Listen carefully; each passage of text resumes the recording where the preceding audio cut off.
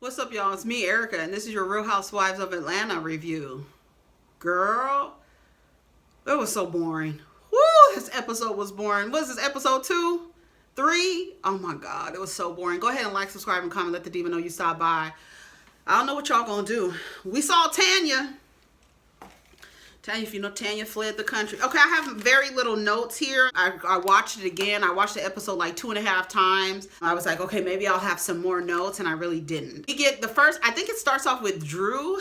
They're talking about the relationship between Ralph and the mother and how he's very argumentative and he doesn't want to be wrong. He's just displaying typical low level, low vibrational, emotionally unintelligent man traits. He's just doing all of that. So that's what she's married to, this average looking man who's good on paper, but his personality is trash. So that was it for that. Latoya and Kenya's friendship, they start talking about that. It was cute. They were taking pictures. They're both Aquariuses, so the airiness in the room. I don't know if y'all saw on Latoya's page, but it was on the blogs on Instagram, where Latoya was at Kenya's house and she was taking her and Brooklyn were taking a picture. It was the cutest little thing, and Brooklyn was like, "Titi Toya."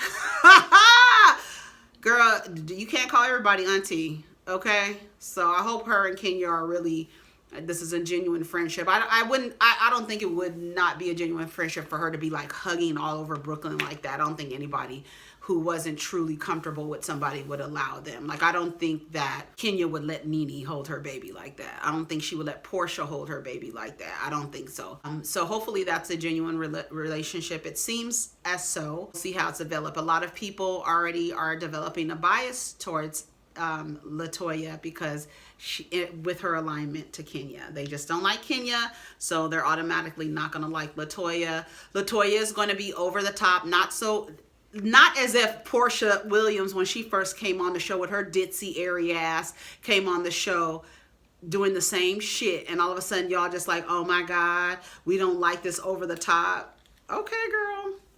All right. I think it's because she's friends with Kenya, but maybe it's deeper than that. What's her name says she just wants to live her life.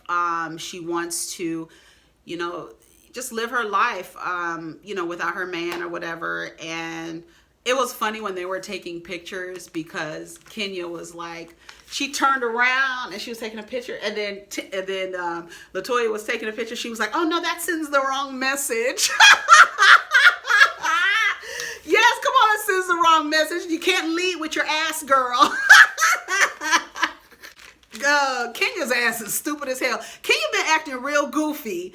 The way she laid down in Candy's driveway. I said, okay, Kenya, we see you this season. You goofy as hell, and maybe it is the youthfulness being, brought out by Latoya. It's good because we don't want to see Kenya being super depressed and all of this thing going on with Mark. We do want to see some fun sides of you. Just like the shit that's going on with Portia and Dennis. We do want to see her having fun with her girlfriends and not be at home losing her edges over this man. Tanya and Portia, they're going to Fallon's house. They talk about their relationships during the pandemic in the car. Tanya comes out with her niece and brings her niece with the little immune system out to talk to Portia and Lauren, and then she gets in the car and they're just so happy, right? Girls, okay, we're around our girls. It's been a pandemic. We're going to Fallon's house. Fallon is going to is a new girl. I guess she's introduced by Portia, a friend of the housewife. Her husband owns a restaurant, and they're going to go to her house to go swimming, have some drinks. They have hookah. It looked like they had a really, really good time. We are introduced to Fallon, who's just living her life, honey, with this man. It was very awkward when she was like, when they first walked up and she was like, something about her ring. She mentioned maybe get a bigger ring, she said. I was like, girl, what where did that come from? Maybe they cut in. We just didn't get the rest of the conversation. That was a little odd to me. Anyways, they get in the pool. They're swimming. They're having a good time. They got their hookah. They got their drinks. They're having a good time. And I imagine that it's just a good time to be with your friends. I imagine a lot of people want to share that experience right now with their friends because we've been in a panorama. So it is what it is. Oh, Portia talks about how she compartmentalizes her things, you know, her issues with Dennis, her being a mother, her social justice stuff. All other stuff, she says she's able to compartmentalize, and we did talk about that. Remember on Salt Lake City when Meredith, Lisa said the same thing. And I don't know, you know, I always question Portia's depth. That's it. And I'm just like, okay, girl. At her and Dennis, you know, they keep getting into arguments and stuff like that. And so they show a headline of them breaking up, and she unfollowed him and deleted all his pictures off her page. So I don't know if Dennis and Portia are back together. You know, I don't know. Drew, they go to Drew and her husband. What is her husband's name? Ralph. Her and Ralph are getting ready to buy a house. I think it's so irresponsible for you not to know the details of a home purchase in a marriage. Period. There's no way around it. There's no excuse for it. None of it. I don't think that you should be out of the dark. Your name, unless he's buying it in the business name and y'all flipping it on some tax shit like that. And this is going to be, but I don't even think it's zoned for a business, that house. But you cannot not be on the details of a home purchase in a marriage. I just don't understand it. Drew, I think, is very dumb. And I think any woman or man who does that, you're dumb. And there's no other way around it. It's irresponsible. And he wants you to be, he's very controlling.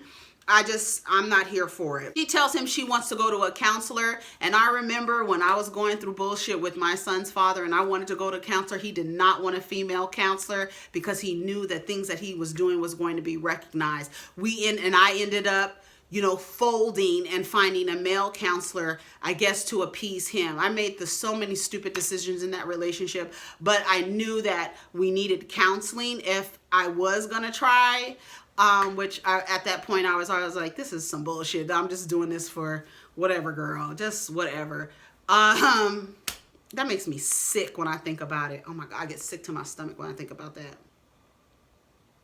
But men will do that. Men will not want they don't want a third party, because a third party doesn't know the dynamics of the relationship and will be able to spot and identify the abuse.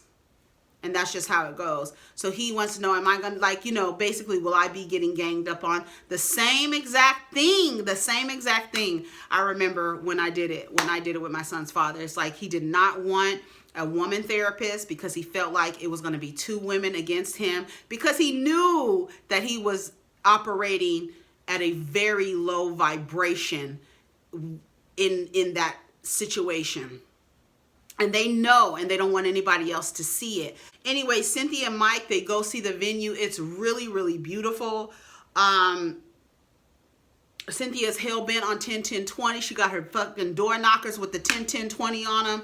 I mean, it's just like, you know, the desperation, it's like cute at first, but then it's like too much. The earrings, too much, Cynthia. But I get it. You want this thing to be, you're giving conflicting things too. You want it at this venue, but it's COVID. You don't want to change the date. So because you don't want to change the date, is it possible to have it at Lake Bailey? And she's like, no, I wouldn't have showed you this place, and I don't want it to be all mine. She's just frustrated. She's spraying her frustration. Mal is siding with Mike, which Mike to me makes the most sense, because it's like, if you want the day, we might not be able to do it in this venue, but we know what happened, so I don't even know why we're talking about it. Kenya and Candy and Cynthia went and they worked out, and they talked about Kenya's dumbass not having a prenup. Just throw it away. All right, I'm out.